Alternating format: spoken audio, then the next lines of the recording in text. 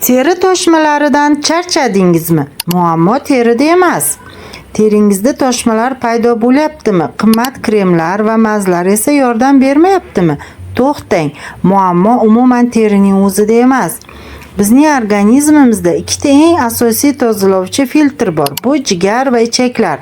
Agar ushbu ikki a'zo yaxshi ishlamasa, zaharli toksinlar qonga so'riladi. Organizm esa ularni tashqariga chiqarish uchun eng oxirgi chora teridan foydalanadi. Bu toshmalarni ko'rgan inson kuchli stressga tushishni boshlaydi. Chunki ko'rinishidan uyaladi, o'ziga bo'lgan ishonchi yo'qoladi. Eng yomoni stress gormonlari ichaklar va jigar faoliyatini yanada yomonlashtiradi. Bu haqiqiy yopiq doira.